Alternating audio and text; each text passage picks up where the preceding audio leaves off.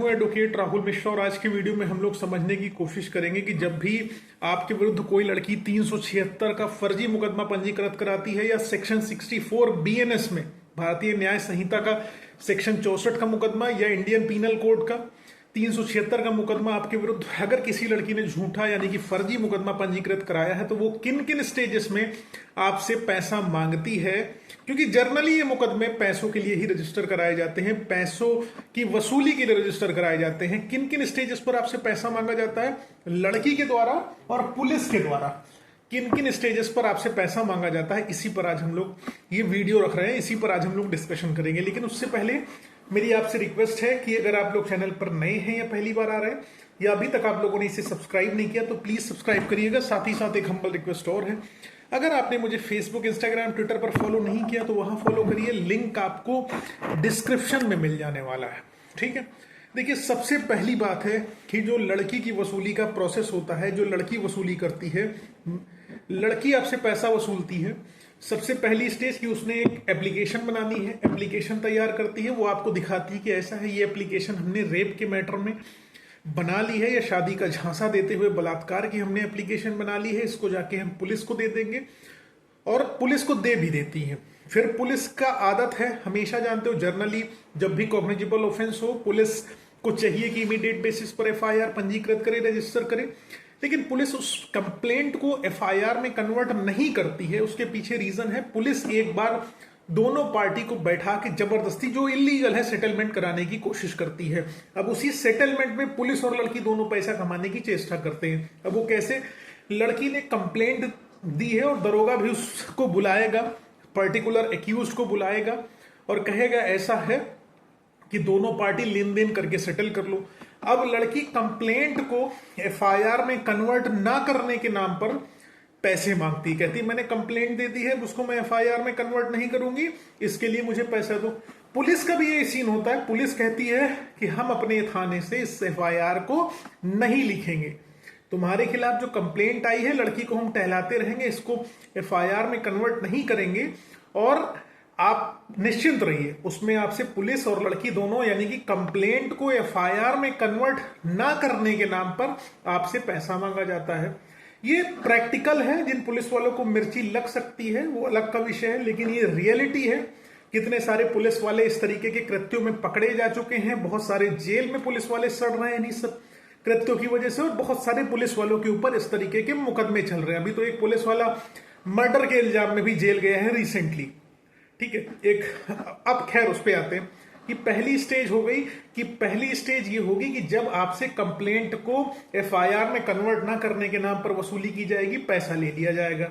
अब कंप्लेंट को एफआईआर में मान लो आपने कह दिया कि कन्वर्ट लड़की नहीं करेगी, हम बच जाएंगे, हमारी सेफ्टी इंश्योर हो जाएगी और हमारे लिए कोई प्रॉब्लमेटिक सिचुएशन नहीं आएगी, सब कुछ सही हो जाएगा। ऐसा कुछ नहीं है, क्योंकि वो बाइंडिंग नहीं है कि लड़की नहीं लिखाएगी या पुलिस उसको कन्वर्ट नहीं करेगी। मान लो पुलिस स्टेशन में पुलिस ने एफआईआर को कन्वर्ट नहीं किया, कंप्लेंट को एफआईआर में कन्वर्ट नहीं किया, या लड़की ने इनिशियल स्टेज पर आपसे कहा कि हम कंप्लेंट में कन्वर्ट नहीं करेंगे, पैसा ले लिया, बाद में 156(3) की एप्लीकेशन मूव कर दी और कोर्ट के माध्यम से अब जो है 175(3) की एप्लीकेशन है जो नया बीएनएस बन गया है, कोर्ट के माध्यम से एफआईआर लिखाने चली गई या संबंधित अधिकारियों को जाके सीधे एसपी से मिल गई, कमिश्नर ऑफ पुलिस से, आपके शहर के अगर कमिश्नरेट है तो एसपी से मिल गई, उससे जाके आपकी एफआईआर रजिस्टर हो गई तो एफआईआर तो लिख जाएगी। फिर दरोगा वही जिसने पैसा आपसे खाया वो कहेगा हमारा एडिशनल नहीं माना, एसपी नहीं माना,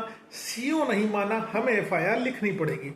अब यहां पर ये पहली स्टेज बीत गई कि कंप्लेंट को एफआईआर में कन्वर्ट ना करने के नाम पर आपसे पैसा मांगा जाएगा।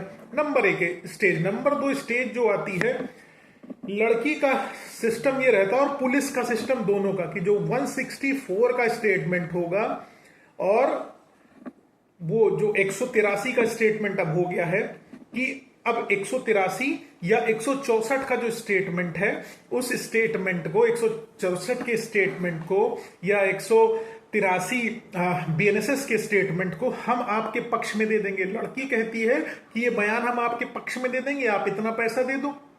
अब लड़का चूंकि जेल में है, फंसा हुआ है और लड़की अगर लड़का जेल में भी नहीं है तो लड़का फंसा हुआ है, लड़का कहेगा भैया हमारे पक्ष में दे दोगे तो केस खत्म हो जाएगा।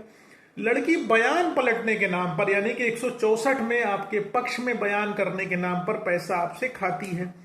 दूसरी स्टेज ये आती है कि जब बयान बदलने वाला भी पैतरा नहीं चलता है, आप उस स्टेज पे पैसा नहीं देते हो लड़की को, इसी स्टेज पे दरोगा भी पैसा लेता है। क्योंकि ऐसा माना जाता है कि 164 का स्टेटमेंट फ्री विल से दिया जाता है, स्वतंत्र एकदम कंसेंट से दिया जाता है, मजिस्ट्रेट के सामने होता है, आपके पास पूरा राइट है, आप उसको दे सकते हो।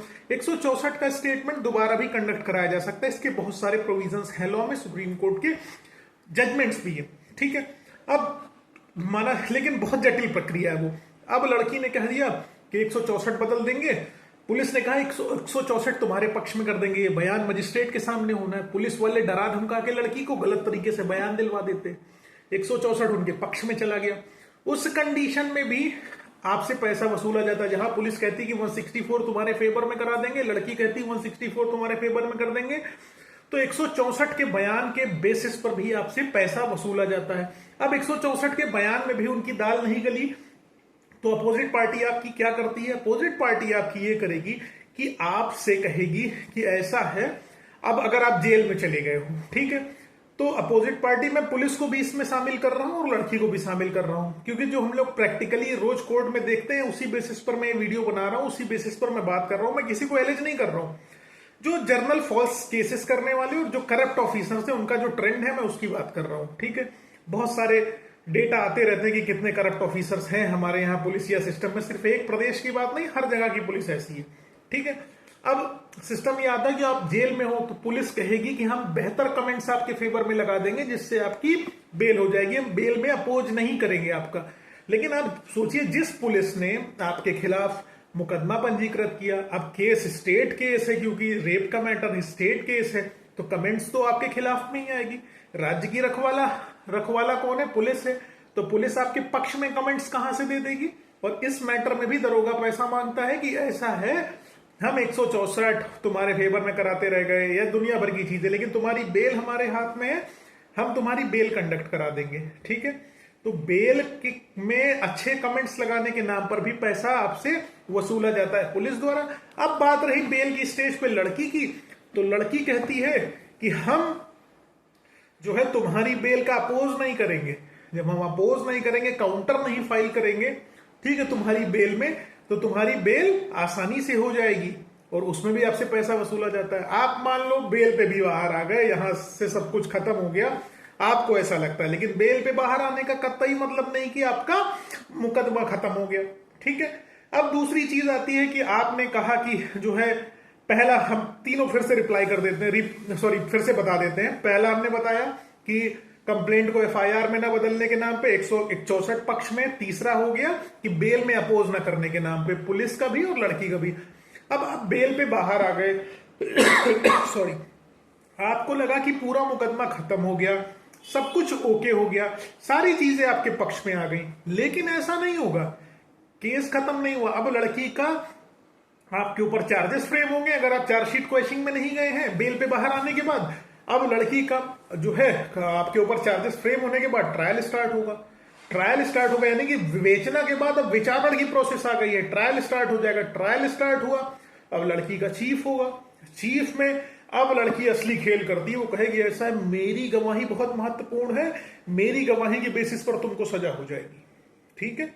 पुलिस का रोल अब यहां से खत्म हो चुका है। ट्रायल जब स्टार्ट हो गया मजिस्ट्रेट के बाद से पुलिस का रोल अब कोई नहीं रह गया है, अब असली रोल लड़की शुरू होगा। लड़की कहेगी कि 164 हमने तुम्हारे पक्ष में देना था, तुमने बात नहीं मानी, तुम्हारी बेल में अपोज करना था, तुमने बात नहीं मानी, लेकिन अब तुम ये समझ लो अब तुम्हारे पास कुछ बचा नहीं, मैं लड़की हूं, लड़की की गवाही सबसे महत्वपूर्ण है, क्योंकि ट्रेंड भी रहा है, डिस्ट्रिक्ट कोर्ट्स, नीचे के लर्नेड ट्रायल कोर्ट्स जो है सजा कर देती है लोगों को लड़की की गवाही की बेसिस पे, ठीक है। अब असली खेल लड़की की गवाही का आएगा। लड़की कहेगी ऐसा, गवाही में तुम मुझे इतना पैसा दे दो, फिर मैं अपने बयान बदल दूंगी, आपके पक्ष में सारा फैसला कर दूंगी। तो उस कंडीशन में क्या होगा, जब वो बयान बदलने के नाम पर भी आपसे पैसा लेगी, क्योंकि अगर लड़की ने फॉल्स एफआईआर लिखाई है तो आपके वकील साहब क्रॉस एग्जामिनेशन में बहुत कुछ निकाल के ला सकते हैं और उसके खिलाफ बहुत सारी चीजें कर सकते हैं। तो इन स्टेजेस में जो मैंने आपको बताई कि आपसे वसूली अपोजिट पार्टी द्वारा यानी लड़की द्वारा भी और करप्ट पुलिस ऑफिसर्स द्वारा, मैं सारे पुलिस वालों को एलिज नहीं कर रहा हूं, मैं उन्हीं की बात कर रहा हूं जो करप्ट हैं। और जर्नली आप समझ ही सकते हो कौन कितना करप्शन करता है। जो उस पोजीशन में नहीं है वही करप्ट नहीं है, बाकी तो आप सब जान ही रहे हो, बेहतर तरीके से जान रहे हो, बड़े से बड़े अधिकारी हो गए या छोटे सा सिपाही हो गया। ठीक है, तो उम्मीद है ये जानकारी आपको समझ आई है, पसंद आई है, कुछ ना कुछ इससे बल मिलेगा। इसीलिए वीडियो बनाया है ताकि आप अननेसेसरी के झांसों में ना आके अपना पैसा बचा ले, अपने लिए बेहतरीन लीगल प्रोसेस अपनाने के लिए पैसों का अपने भरपूर इस्तेमाल करें। अब आप कहोगे वकील साहब आप इसीलिए कह रहे हो ताकि वकील लोग ले लें। वकील को दो या ना दो इससे कोई फर्क नहीं पड़ता। भारतीय कानूनों में ये प्रोविजन है कि आप अपना केस इन पर्सन जाके खुद से लड़ सकते हो। तो अगर आपको लगता है कि आपको लॉयर नहीं करना चाहिए, वो ज्यादा पैसे लेते हैं, पुलिस को पैसा देने में फायदा है, तो आप पुलिस को पैसा देके देख लो या लॉयर को देख लो। या आपके पास सबसे बेहतर तरीका है, अगर आपको किसी लॉयर पर फेथ नहीं है तो अपने केस को इन पर्सन जाके आप लड़ सकते हैं। और न्यायाधीश महोदय आप लोगों को लिबर्टी ज्यादा देते हैं जब आप इन पर्सन खुद जाके खड़े होते हैं। हम लोगों को तो डांट भी देते हैं लेकिन आप लोगों को नहीं डांटते हैं, आप लोगों को ध्यान से सुनते हैं जब आप इन पर्सन अपीयरेंस करते हो। ठीक है, तो उम्मीद है इस वीडियो से कुछ ना कुछ हेल्प मिलेगी, सपोर्ट मिलेगा। अगर ऐसा है तो इस वीडियो को ज्यादा से ज्यादा शेयर करना, जिससे जो बेचारा फंसा है उसको मदद मिल सके। बाकी किसी प्रकार की लीगल इंफॉर्मेशन चाहिए या कोई कंसल्टेंसी चाहिए, आप अपने वकील साहब से बात करिए, जिनके पास आपका मुकदमा चल रहा है, वो आपको बेहतर गाइड कर सकते हैं। बाकी फेसबुक, इंस्टाग्राम, ट्विटर पर मुझसे जुड़ना है तो लिंक आपको डिस्क्रिप्शन में मिल जाएगा, आप मुझसे वहां कनेक्ट कर सकते हैं। धन्यवाद। जय हिंद, जय भारत, भारत माता की जय। आपका सेवक एडवोकेट राहुल मिश्रा। धन्यवाद।